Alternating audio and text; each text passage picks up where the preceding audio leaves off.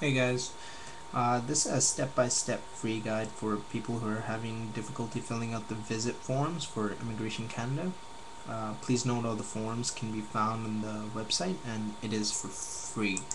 So these are for people who are outside of Canada and trying to come into Canada to visit.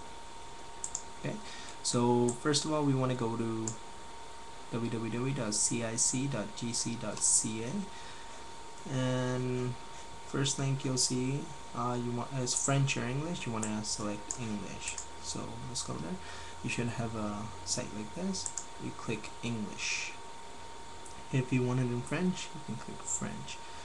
Okay, next step is you want to scroll down to resources on your left hand side, which will be on your bottom left hand side, and select application forms and guides. So left hand side, bottom, resources right here, application forms and guides. Okay, next you want to go to select and click on visa and immigration. Okay, so visa and immigration is at the very top. Click on that. Okay. Next you want to go to currently outside of Canada. Currently outside of Canada. Okay, you should get a page like this. Next you want to click on visit visa.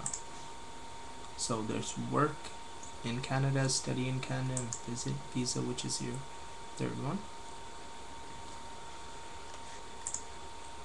Okay, scroll down to the bottom where the PDF files are and the forms are. Okay, we scroll down to the bottom, you'll see the PDF files. Okay, now in order for this to work properly, make sure that your computer is running Adobe Acrobat Reader 8.1 or higher. And there are 3 basic forms that you need and 1 optional form. And the first thing, the PDF file you'll see is 5256, which is an information guide, which has all the forms listed here and which ones you need, which I'll tell you in a bit. So the first application form you want to get is you can actually select the PDF files and save it directly onto your computer desktop and then work on it from there, which I do. For some people it won't let you download it onto your desktop, so you have to work directly online. So once you have got 8.1 Adobe Acrobat Reader or higher, these are the forms that you'll need. First one is IMM5257, which looks like this, which is your main form for application for temporary visa made outside of Canada. This is very self-explanatory, but I will only cover the hard parts here, which is the first one is client ID. You most likely don't have a client ID, so skip that. Go into languages. I want service in English. Then these are requested for people who are visiting Canada. Click single. If you're coming for business or anything like that, then you can click multiple, and people who are going to America through Canada, then pick transit. But if you're coming to visit, pick single entry. Okay. Personal details obviously is self-explanatory. Type in your name. Okay. Last name first, first name second. If you have any other aliases or names that you go by in your country, write that down. It is really important. Okay, because immigration officers in your country will check. Okay, place of birth, your birth date, make sure it's all true. Type that in. Country of residence, obviously the country you're from. Now skip to point number 8 previous countries, click no. Skip to number 9 here, country we're applying. Now your country that you're applying from is the country that you're in, so click yes. A lot of people think you're applying to Canada, so you're gonna type in Canada here, but you don't. Click yes because you're applying from your country. Okay, then your personal details about your relationship, if you're married or not, put it in. Obviously you know what to do for your passport, so passport information, put in your number, country of issue, issue date, things like that. Contact information, a lot of people who are applying from foreign countries, their contact information, their mailing address is very weird, so just skip straight to street name and put in your full address there.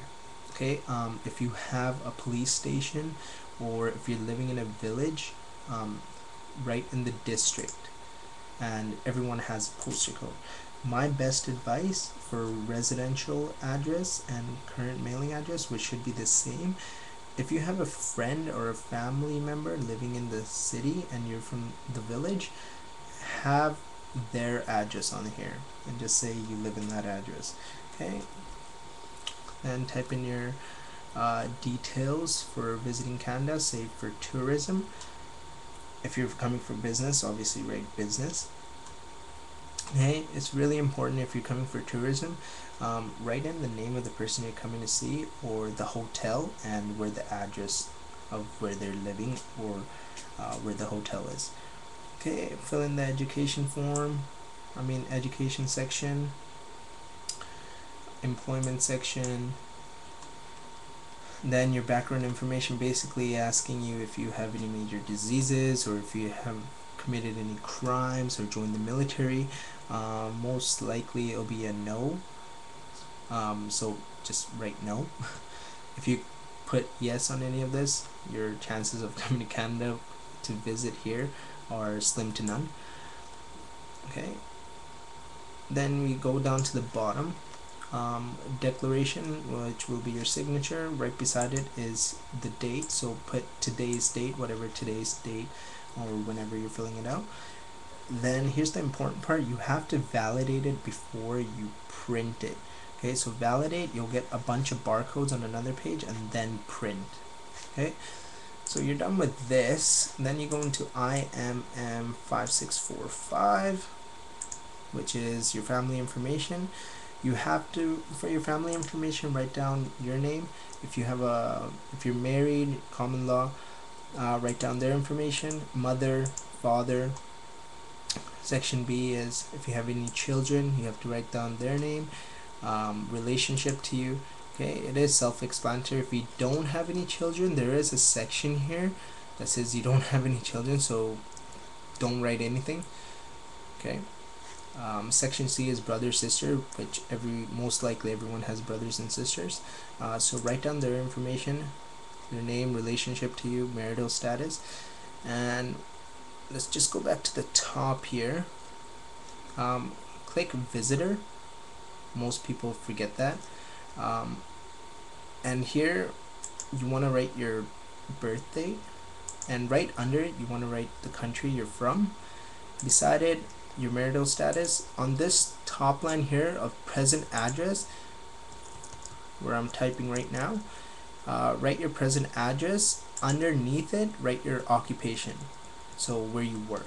Okay, and that should be for everyone. If your mom or dad is stay home, write stay home mom or stay home dad. If you guys are from a village, write farm worker for your dad or your mom. Okay, go down to the bottom and that should be it. Just save it.